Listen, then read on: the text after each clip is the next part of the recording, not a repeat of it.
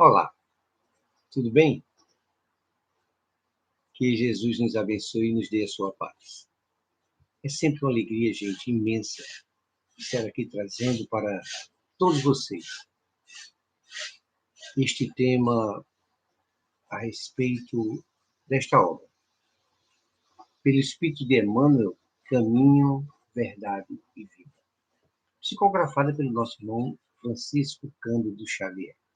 Para os nossos irmãos, confrades e confreiras do SELEC, o Centro Espírita Luz, Esperança e Caridade, ali na cidade universitária. Hoje nós estamos com a incumbência de falarmos um pouco a respeito deste tema maravilhoso, que no item 84 desta obra, chamado Levantemo-nos, nos faz refletir profundamente sobre aquele momento. É um momento maravilhoso, um momento extraordinário que o Cristo nos faz compreender quanto é importante a ação no bem, a ação devotada e raciocinada no bem. E nos faz lembrar que todo esse imperativo do verbo, levantemo-nos, faz-nos lembrar não somente a passagem do João 14:31, levantemo-nos, vamo-nos daqui, assim falou Jesus. Ele também usa esse imperativo no verbo, levantar-se, tomar, andar, lá no capítulo 5, quando ele fala com o homem daquela esteira, daquela cama que é paralítico. Ele usa o imperativo após a cura. Levanta, toma tua cama e anda. É uma forma de entendermos quanto é importante para nós. Antes de entrarmos em oração, diz no texto de Emmanuel, antes de retirar-se para a oração, supremas no horto, falou Jesus aos seus discípulos longamente, esclarecendo o sentido profundo de suas explicações. Relacionando seus pensamentos sublimes, fez o famoso convite incerto no Evangelho de João. Levantai-vos, vamos nós daqui. É um apelo altamente significativo. Por quê? Porque imaginemos nós que todas as vezes que nós pleneamos em estarmos nos preparando para realizarmos algo ou passarmos por algo, e como Jesus sabia no futuro tudo que ia acontecer com ele, daquele instante em diante, estou falando aqui de tudo que aconteceu após aquele momento sublime do horto. Jesus, quando descera, iria se encontrar com uma realidade que ele já sabia, promovida pelos próprios comentários dos seus antecessores, aqueles que lhe prepararam o caminho, os seus apóstolos, juntamente com os seus discípulos. É porque tiveram muitos discípulos antes de Jesus, aqueles que vieram trazer a palavra, que reconheciam em alguns fatos, em algumas coisas, o Filho de Deus, os profetas. E com isso, Jesus se encaixava em todos os pensamentos, atitudes, ações e principalmente no seu caminhar. E evidências que iriam corroborando com a evidente presença do Filho de Deus na Terra. Não só as curas, não. Porque as curas a gente pode dizer que estavam dentro de um patamar que nos daria até a satisfação de glorificá-lo. A gente poderia glorificar o Cristo por ele ter feito inúmeras curas. Imaginemos nós que Jesus, ao conversar com aqueles discípulos que estavam próximos a ele, antes de subir ao horto, ele diz aqui, Jesus falou com seus discípulos longamente, e esclarecendo a todos eles uma conversa extremamente profunda. Vê lá, um convite incerto do Evangelho. E que fez um formoso convite para que tudo que iria acontecer dali por diante, eles entendessem que estavam tudo previsto, tudo estava predito, tudo estava escrito. E era preciso que os discípulos compreendessem que tudo que iria se passar, Jesus estava apenas cumprindo. E ele chama de formoso convite, porque é como se Jesus estivesse dizendo, eu me vou na frente dos acontecimentos. Eu me vou na frente dos acontecimentos que irão se passar comigo e com vós outros, os apóstolos. Porque passariam também por calvários, passariam também pela necessidade do horto, do isolamento em oração e jejum. Porque imaginemos nós que só olhamos o horto como aquele momento em que Jesus sobe, aquele monte, e ora em preparação. Mas ele antes conversou com seus discípulos.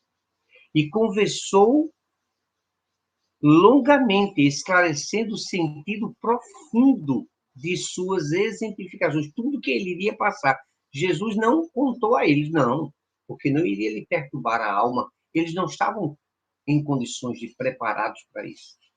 Mas Jesus lhes dizia, lhes falava a respeito de toda a perseguição, de todos os problemas que a eles também iriam passar. Muitos sofrerão em meu nome, perseguição. E Jesus fazia com aqueles comentários oportunos e sublimes pensamentos esse convite para o Gólgota, o caminhar no sofrimento e na dor. Que nós observamos que até hoje o convite se estende a todos nós, os condiscípulos. É porque aqueles que seguem Jesus, após a sua ida, aí entra Saulo, Francisco de Assis, Maria Teresa e tantos outros, que o próprio Chico nos alertava quando lhe perguntavam, e Chico, por que os espíritos superiores, esses que trazem a cura, esses que promulgam as transformações orgânicas, não trazem para ti, para os teus sofrimentos? Isso porque eu não tenho privilégio nenhum. Não ter privilégio quer dizer que o sofrimento é para todos, mas a cura para poucos. Por isso que muitas vezes a pessoa vem ao centro espírita, procura a cura, procura o tratamento de ordem espiritual, desobsessiva e de cura, e não as encontra, porque ele não está preparado. Ele não está em condições de receber. Não está. E muitas vezes a pessoa se questiona por que é que eu venho a uma casa espírita, por que é que eu tomo passe, por que eu escuto as reuniões, por que eu me envolvo com o trabalho na casa espírita e ainda estou passando por dificuldades. No mundo, nos disse Jesus, tereis aflições. Nós sabemos disso. Mas é difícil para que a gente possa entender que, junto ao Mestre, teremos que ter aflições, mas que serão sobrepujadas, serão menos sentidas, se tivermos o sentido do Evangelho dentro de nós. Veja, nós que somos os herdeiros da promessa crística do Consolador prometido, experimentamos isso. Porque a gente sabe por que sofre. A gente sabe por que fez o outro sofrer. Não, eu não estou pagando. É um acerto de contas de consciência. Porque ninguém veio aqui para pagar nada. Você não deve nada a ninguém, a não ser a sua própria consciência, que lhe cobra o refazer o caminho. Refazer a prova. Lembra? Na escola não é muito parecido? Você faz a prova, não alcança a média necessária. O que é que o professor te oferece? Uma nova prova, uma recuperação. E se você ainda não assim obtém a nota, ele te dá uma recuperação. Mas ainda alguns insistem, 1 ou 2, de não atingirem o nível necessário de purificação para passar para o grau seguinte. Ele nos dá uma recuperação extraordinária, aquela que junta-se o conselho de classe para ver se ele merece, com seus esforços próprios, que foi diluído durante todo o ano, não é de última hora, é todo o ano. Os professores se reúnem e fazem uma análise. Ele merece essa pontuação de 1 ou de meio ponto para passar para o ano seguinte? Se lhe denotam um esforço íntimo, mas que lhe falta um pouco ainda de compreensão, e pesando na balança da honestidade e da benevolência, da indulgência, eles perdoam aquele meio ponto e lhe passam para o ano seguinte, não sabendo se ele irá justificar esse meio ponto nos anos vindouros. Veja como isso é difícil. Sabermos e compreendermos que estamos passando, porque nós somos chamados ao conselho de classe junto com os nossos pais, para tomarmos consciência, veja, para tomarmos consciência de que estamos sendo passados aquele meio ponto, que é muito importante, porque este meio ponto não está circunscrito à metade de um ponto. Não. Ele já é a média de todas as tuas faltas no ano letivo, no ano todo, em toda a tua existência. Então ele diz assim, era preciso que Jesus tomasse com os seus discípulos uma conversa estreita para explicar a eles que eles estavam passando para uma nova fase. A nova fase agora das provas maiores, das dores supremas. Não, ainda não eram as deles. Era para preparar para as provas que Jesus já sabia que iria passar. Que o nosso irmão Judas iria não traí-lo, de forma nenhuma. Mas Judas iria fazer o quê, gente? Judas iria simplesmente entregá-lo, para que ele pudesse demonstrar, sendo sim Judas traído, porque a ideia era de que Jesus mostrasse todo o seu poder divino ao Sinédrio. Por isso que Jesus disse a ele, vai, tem pressa em fazer o que pensas. E ele saiu autorizado por Jesus para ir fazer aquilo. Não era para entregar moedas, mas quando lhe entregaram, ele sentiu que o sentido do que ele fez não era mais o que ele pensava. Tornou-se para a compreensão de todos uma traição de Judas, e que ele carregou isso por muito tempo até chegar em Joana d'Arc, como a sua reencarnação. Veja que maravilha! Para se redimir, entregar a sua vida a ouvir as vozes que lhe inspiravam. E entrando ao holocausto em dor e sofrimento, sendo o sacrifício como o ápice da sua transformação. Então, imaginemos nós que esses codiscípulos, que Joana d'Arc, que é o Judas reencarnado, em França, lhe traz esse testemunho de mudança. Entendem? Então, Jesus precisava conversar com todos seriamente e passar a seus discípulos, nessa conversa longa, esclarecendo o sentido profundo da sua exemplificação. Ele iria exemplificar a eles toda a condução do que ele... Não, mas não contou a eles que iria fazer isso. Ele deu umas dicas, porque depois que descera de lá, Jesus já começou a exemplificar. Lembra? É naquele momento em que Jesus encontra-se com quem? Com aquele homem pedindo para que Jesus curasse seu filho, porque os discípulos que ficaram embaixo não conseguiram expulsar o demônio. E Jesus fala aos seus discípulos: em verdade vos digo, que para esse tipo de entidade espiritual, desse demônio, esse daimon, é preciso muita oração e muito jejum. Ou seja, muita reclusão, muita liberdade de ação no pensamento, que não coadunasse com as ideias do espírito. Era preciso elevação moral. E aqueles discípulos ainda não tinham. E aí eles exaltam Jesus na hora. Até quando estarei convosco? Então procurem levantar-se também na ação renovadora. É a coragem, não que Jesus não estivesse, porque se ele não estivesse, ele já saberia de tudo, ele poderia negar e dizer, não vou passar por isso. Mas não foi isso que aconteceu.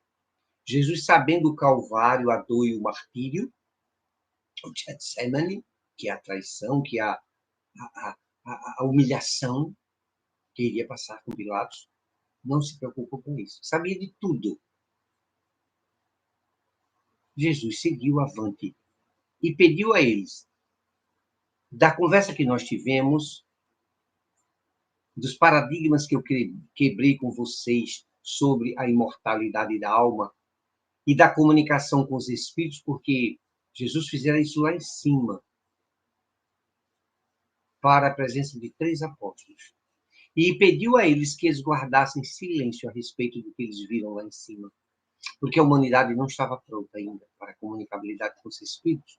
Por isso Moisés proibiu, porque existia um exagero. Mas Jesus fazia eles denotar que aquilo acontecera porque ele conversou com o legislador hebreu. E com Elias.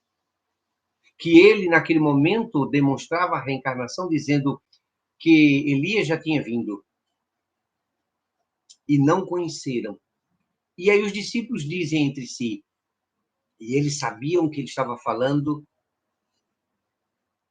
do seu primo de Jesus, que era João, o Batista, aquele que batizava, aquele que teve sua cabeça decepada em bandeja entregue a Salomé. Herodes, o confuso. Imaginemos nós que, neste momento, ele estava fazendo encontro de contas perante a sua própria consciência, porque quando antes um representante da lei mandara matar, decapitar um número grande de pessoas na sua época, estava ele encontrando-se com a sua própria realidade, passar por aquilo que Jesus falava a Pedro: Pedro, embainha a tua espada. Aquele que matar pela espada perecerá.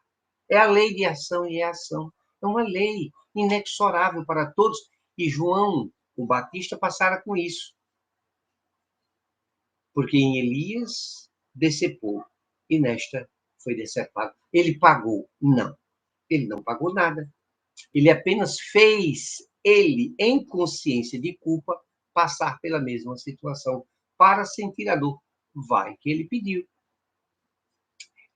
Nós pedimos muitas vezes o sacrifício para exemplificarmos aos outros. E Jesus lhe fez naquele momento, tanto que os discípulos disseram, é de João Batista que ele está falando. Porque eles não reconheceram e o mataram, imolaram e o mataram. Era de João Batista, eles sabiam. E ele disse, João Batista, Elias já veio e não reconheceram. Ou seja, ele estava explicitamente, como diz aqui, falando de reencarnação. E mostrando a comunicação com os mortos.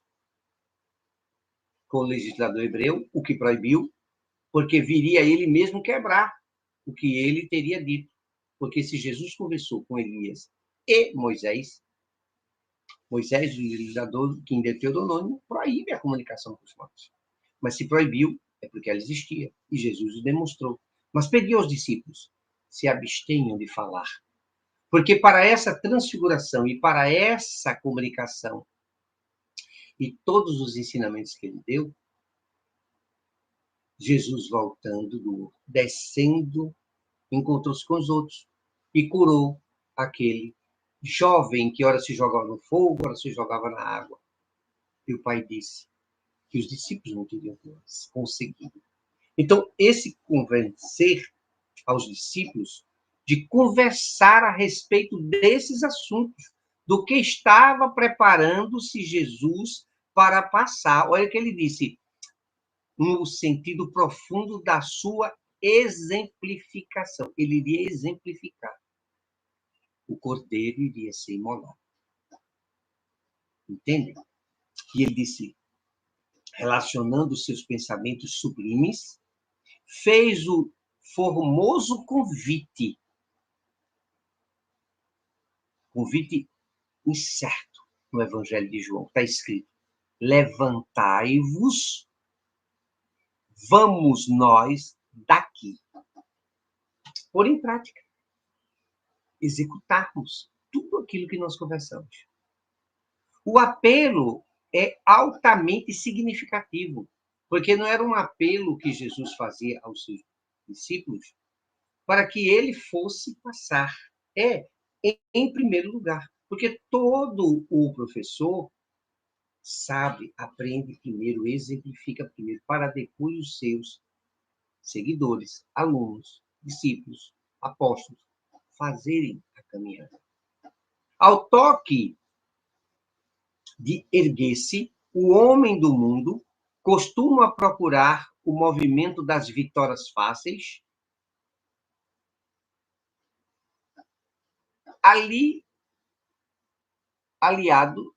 alirando-se à luta sequioso da supremacia ou trocando de domicílio na expectativa de melhoria efêmera.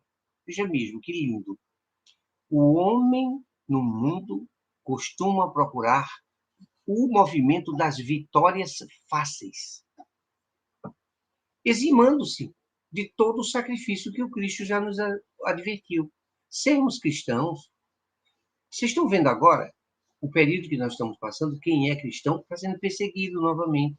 A mesma coisa que gente às igrejas para se fechar, a infiltração de pessoas não cristãs dentro do movimento cristão, dentro do movimento espírita, promulgando uma filosofia só de vida. Espiritismo não é religião. Esqueçam Jesus. Outro dia tinha um desses pregadores na tribuna espírita, porque ele foi indevidamente facilitada a sua chegada, a dizer que nós não precisávamos ler mais o Evangelho. E poderíamos deixar Jesus de lado, porque existe uma filosofia de vida que é muito forte no conceito doutrinário.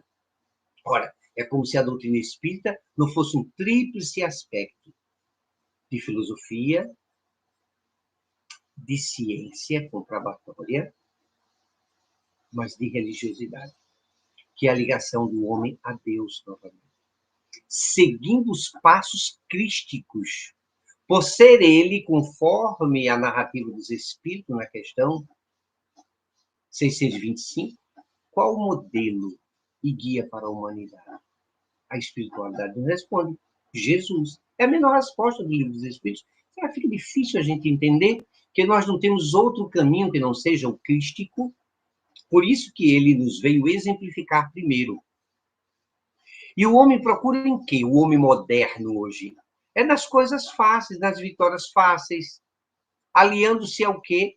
A uma luta que é simplesmente da supremacia, de superior aos outros. Estamos fazendo isso muitas vezes na doutrina, achando que a doutrina espírita é superior a qualquer outra religião. E aí outros equivocados chegam e dizem assim, vamos fazer um encontro das religiões, para que o espiritismo possa se modelar às outras. Não, gente, não. Você não entendeu ainda. O espiritismo vem para mostrar que os postulados doutrinários, os 5 livros, é a revelação das revelações.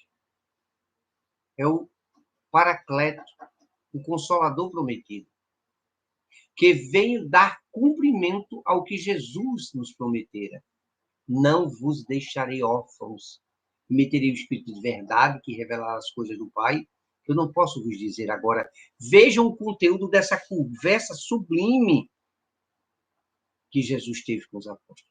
Eu não vos deixarei órfãos. Lembram? Essa conversa que Jesus teve ao horto foi justamente logo depois. Ele desce, vai para o horto, e lá no horto ele há aquela entrega dele. Primeiro, desculpe, eles descem do monte antes de ir para o Horto das Oliveiras para ser entregue. Ele vai para onde, gente? Ele vai para a ceia, a última ceia. E lá ele disse, em verdade eu vos digo, lhes dou um novo mandamento. Amai-vos uns aos outros como eu vos amei. Como eu vos amei, porque ele está dizendo, eu estou me entregando ao holocausto. Eles nem percebiam. Pedro, o apóstolo, que ele tanto sentia segurança e firmeza, como firme essa rocha, tu mesmo, antes do galo cantar, tu irás me negar 3 vezes. Dá para entender a dor da exemplificação que o Cristo passava e dizia ele, levantemo-nos e vamos caminhar. Entendem a frase agora? Vamos para o que tem que ser feito. Porque muitas vezes nós queremos ficar na ociosidade, ou como ele disse, nas vitórias fáceis. O homem moderno quer isso. É laptop, iPod, iPhone, glamour.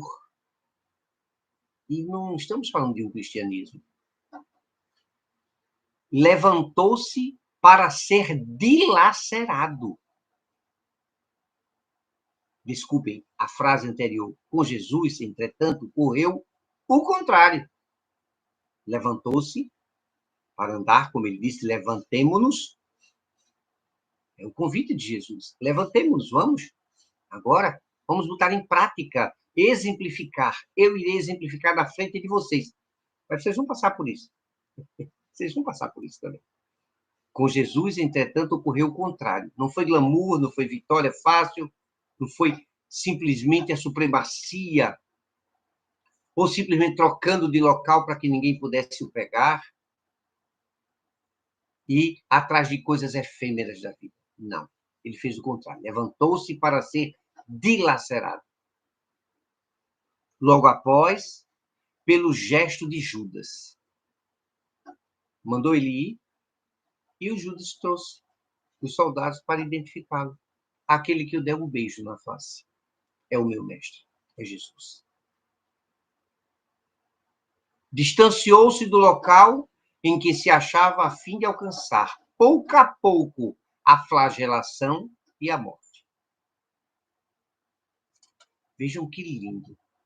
Naturalmente partiu para o glorioso destino do reencontro com o Pai, mas precisando destacar nas escalas da viagem. Tudo ele precisava passar. Tudo ele estava pronto. O Getsemane, o preparatório, o cárcere, a via cruz, o calvário, a cruz, a morte. Tudo estava preparado. Ergueu-se e saiu em busca da glória suprema. As estações da marcha são eminentemente educativas. Como eu disse, Getsemane, o cárcere, o pretório, a via dolorosa, o calvário, a cruz, constituem pontos de observação muito interessantes. Normalmente, na atualidade, que apresenta inúmeros cristãos aguardando a possibilidade da viagem sobre almofadas de luxo do menor esforço. É, porque se eu transformar a doutrina espírita, que é eminentemente cristã, seguindo os passos de Jesus, eu tiro ela, dissocio ela do Cristo, do cristianismo, paro de ler o evangelho da tribuna, olha o que eles estão dizendo. A gente é uma doutrina eminentemente filosófica, que tem um conceito lindo de vida. Nós podemos ter um conceito de vida. Espiritismo é um conceito de vida. Não é religião, não. Não tem nada a ver com Jesus nem com Deus. Esquece isso. Vamos focar aqui. Somente na filosofia de vida. Por quê? Porque aí eu vou andar em almofadas, eu vou poder conviver com menos esforço. E não vou ter embates com o Calvário. Acho lindo ele diz aqui. Ó. E achar com Getsemane a incompreensão de Judas, a negativa de Pedro, o abandono dos demais discípulos. Ele sabia tudo o que ia passar. Jesus tinha um compromisso com os profetas. E o Filho do Pai, o Filho de Deus, será imolado, irá morrer na cruz. E ao terceiro dia irá ressuscitar. Veja que lindo. O ressurrecto queria nos dar a oportunidade de compreendermos cada vez mais a oportunidade de servirmos ao próximo. Jesus servia a humanidade como exemplo, modelo e guia para a humanidade. Que só através do sacrifício, da dor, é que nós iremos ao... Ah, já entendi, Jesus é um masoquista. Não, não, não. Porque não é masoquista, porque ele não procurou o sofrimento. O sofrimento é como se diz, toda... Vocês não percebem, não? Que toda a parafernália está montada já. Quem vai julgar, quem vai condenar, quem vai bater, quem vai crucificar, já está tudo pronto. Nós, os cristãos, é que não entendemos que somos discípulos do século XXI. E vamos passar por isso. A nossa co-irmã mais velha, a Igreja Católica, teve umas visões trazidas por 3 crianças de Maria.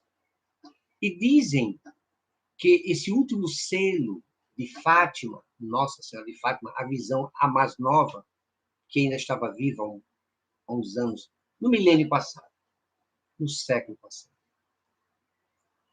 Elas nos trouxeram uma mensagem que só podia ser aberta pelo sumo pontífice da Igreja Católica, o Papa.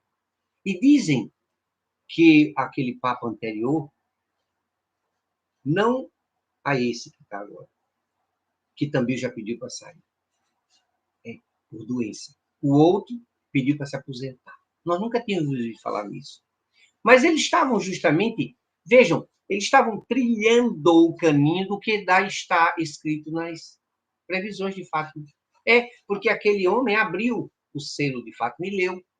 E lá conta que a visão que Fátima tem é uma visão inusitada, onde um grupo de cardeais, que nós sabemos que vestem vermelho, eram seguidos por guardas armados com metralhadoras para os executar no alto de um monte. Olha a visão dela. E na frente iriam 2 papas. 2? Como 2? Se só existe um papa. Ah, não. Mas a novidade do moderno agora, o papa pediu aposentadoria. Este sucumbiu. Mas o que ficou está doente. E agora vai ser afastado. E quando o outro subir? Vão ter 2 papas novamente. Então, veja, a visão de Fátima é a execução deles lá em cima no monte. É o cristianismo sendo dilacerado no mundo. E os espíritas ficam, mesmo com a imortalidade da alma e a comunicabilidade dos espíritos, com medo de quê? Vamos passar? Olha lá, levantemos-nos.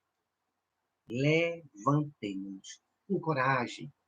E as pessoas olham para mim, mas Inaldo, eu digo, maravilhoso, que ótimo. Poderemos dar o nosso testemunho de fé, de esperança e de amor.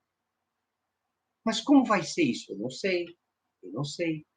Sei que eu estou me preparando. Não posso estar preparado ainda, mas estou me preparando. Porque nós aguardávamos que as visões trazidas e as oportunidades elucidadas naquela obra magnífica, Exilados de Capela, que nos faz evidenciar por que 5 naves vieram degradadas de lá de Capela para cá. Desculpem, 4 naves. Porque eram 4 povos vindo de lá e 2 povos daqui. O asiático e o africano. Está lá na obra, leia, é magnífico. Mas essas 4 naves que vieram degradadas, vieram porque tinham o egoísmo como chaga deles. Egoísmo. De só olhar para nós, pensarmos em nós, só os eleitos somos nós. Não está parecendo alguma coisa parecida? Que mesmo os cristãos já são assim? Não perceberam? Nós somos assim, egoístas. Que só os espíritas sabem da imortalidade da alma, mas todos não, mas uma boa parte estava com medo de morrer na Covid. Eu achei tão interessante aquilo. E que paradoxo, a gente prega a imortalidade da alma, a comunicabilidade com os espíritos, a sobrevivência da alma após a morte, mas espírita com medo de morrer. Aí fechou o centro. E os centros, muitos deles, sucumbiram. Não. Estávamos vendo uma live estilo Brasil, a nível Brasil. Muita gente não quer falar nisso, não. Mas eu falo. Porque é uma advertência que o Cristo nos diz assim, num bate-papo informal. Eu remeterei o Espírito de verdade que revelará as coisas do Pai, que eu não posso vos dizer agora a comunicabilidade com os Espíritos, a interferência deles na nossa vida, a sobrevivência, a múltiplas vidas, a reencarnação, a pluralidade dos mundos. 5 pontos básicos da doutrina, que parece que não foram aceitos nem pelos próprios espíritas. Não compreendido. E ele vem agora nos pedir, através da doutrina, levantemo-nos, conheceu todas as verdades agora, aquelas que eu não podia vos dizer, e fiz lembrar o meu evangelho. E o evangelho engraçado, preste atenção, espíritas. O evangelho é sedimentado em quê? Na moral cristã. E espírita imoral aceitando flagelar crianças no ventre, denegrir o campo moral das crianças com ideologia de gênero. E espíritas defendendo isso. Que temos que trazer para dentro da casa a história de todos, todas. Tem espírita falando isso na tribuna, em live. Uma estupidez, me perdoe. É uma estupidez linguística. Porque se eu falo em todos, não tem essa história de todas. A não ser que eu esteja com um complemento. Boa noite a todas as pessoas. Eu não posso dizer boa noite a todos e boa noite a todas. É redundância. E se eu falar boa noite àquele outro, que a gente até tem medo de falar, porque agora é assim. Se a gente disser boa noite a todos, boa noite a todas e boa noite a todos, o que é isso? Quem foi que criou isso? 1/3 da população, mesmo que vá a contraponto. Por que, Hinaldo? Porque não é inclusivo. Como você está dizendo? Porque a professora doutora em português nos explicou. Se alguém tiver alguma dúvida, me peça que eu mando o vídeo dela, ela explicando. Eu botei na minha rede social. Essa palavra, ela não está no vocábulo, nem na escrita braille, nem de Libras. Então a gente exclui deficientes visuais, cognitivos. É porque tem uns TDAH, assim, autistas, assim. Entendem? Tem que ser inclusivo. E incluir é explicar que a moralidade está acima de tudo. Não o abortamento. Não a ideologia de gênero. Aí a gente vai e diz o quê? Compreendeu a doutrina espírita? Não, Hinaldo, eu não compreendi, não, porque o filósofo fulano de tal não me interessa fulano de tal como filósofo. Porque essa filosofia desta criatura deveria ter vindo da filosofia do Cristo, que é superior, porque ele é mestre dos mestres. E é doutrina espírita. Para poder entendê-lo, trouxe a explicação dos espíritos superiores. Que aí eu já vejo espírita dizendo, não, tem que mudar isso aqui. Gente, até o evangelho eles querem mudar agora.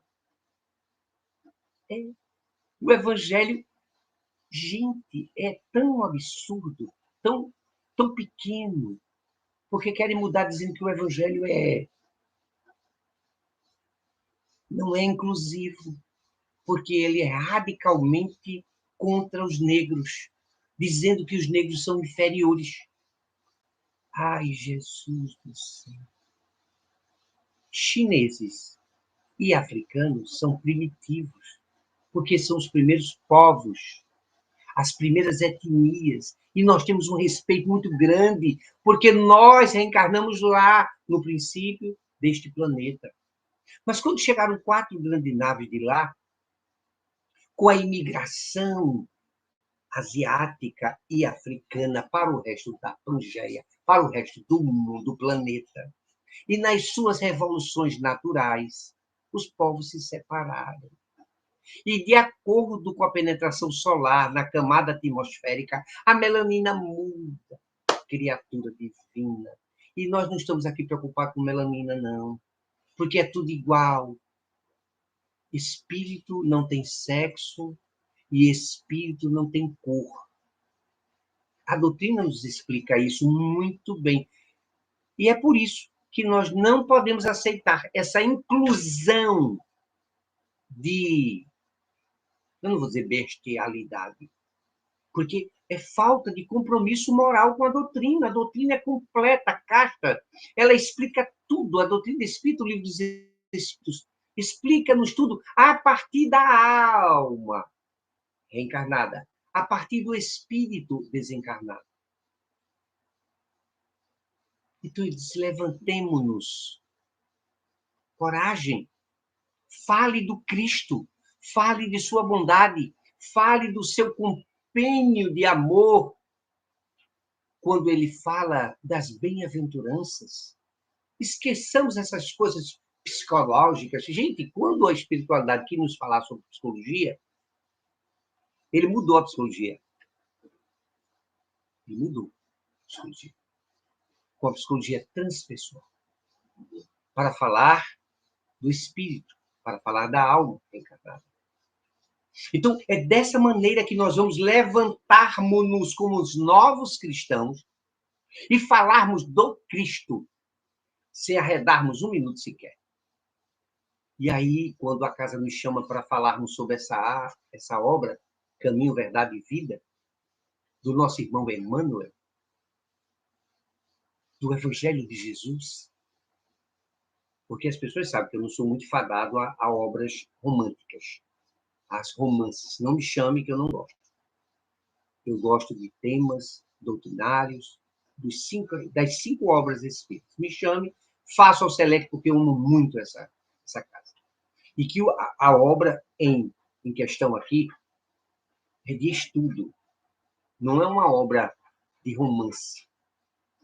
Mas veja, quando nós falamos, eu cito as obras como Exilados de Capela. Quando você terminar Exilados de Capela e compreender que o egoísmo foi o que fizeram aqueles espíritos, as grandes 4 naves que vieram para cá, colaborar conosco no progresso, fazendo-nos levantar, vamos lembrar do Brasil, coração do mundo, pátria do Evangelho, que mostra o sentido do povo brasileiro, não esse povo amedrontado, mas essa representação patriótica, linda, maravilhosa, que foi a expressão máxima nas ruas desse povo, mostrando que nós queremos liberdade de expressão, que nós queremos igualdade, mas um comprometimento de nos levantarmos como a pátria do Evangelho.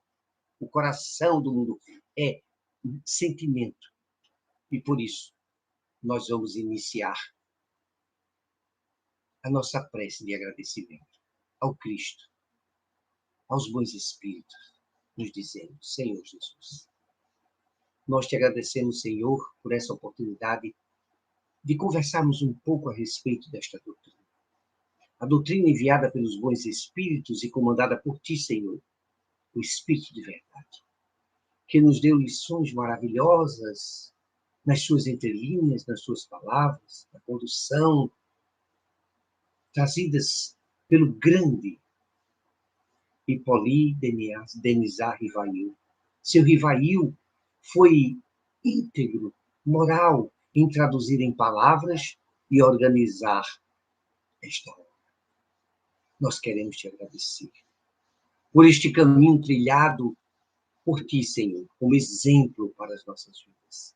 Que tu possas nos abençoar, nos proteger e nos amparar. A todos que fazem a casa do Selec, luz, esperança e caridade. Muita paz. Muito obrigado a todos pela atenção e que Deus nos abençoe.